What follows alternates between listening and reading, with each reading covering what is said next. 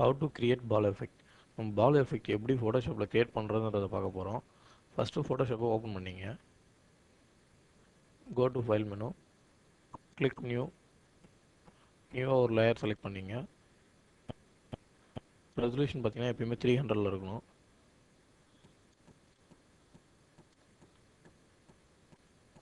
New layer ஒன்று open பண்ணிட்டீங்க. இது இந்த பேக்ரவுண்ட் வந்து எப்பயுமே லாக்கில் இருக்கும், அதை டபுள் கிளிக் பண்ணி அன்லாக் பண்ணிங்க.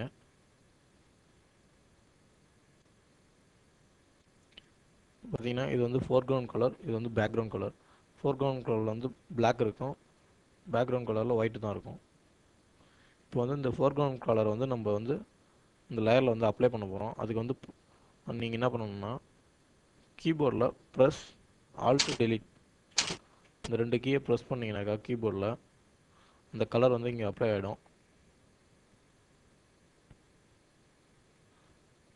Go to filter menu,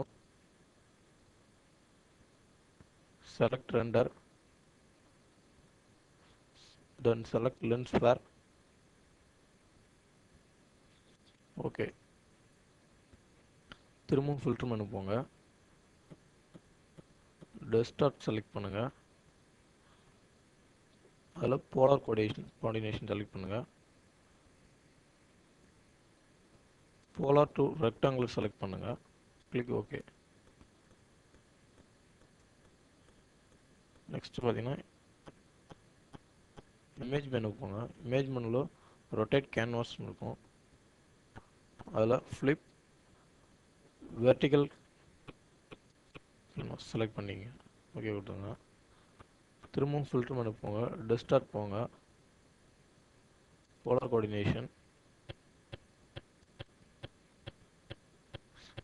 select rectangular to polar. Okay, இப்போ பார்த்தீங்கன்னாக்கா நம்ம ஒரு பால் எஃபெக்ட் வந்து க்ரியேட் பண்ணிட்டோம். இந்த பால் வந்து ஒரு குளோபாகவும் யூஸ் பண்ணிக்கலாம், இல்லை ஒரு பாலாகவும் யூஸ் பண்ணிக்கலாம். இப்படி தான் வந்து ஃபோட்டோஷாப்பில் வந்து பால் எஃபெக்ட் க்ரியேட் பண்ணுறது. ஓகேவா? ஸ்டெப்ஸ் எல்லாம் எழுதிங்க.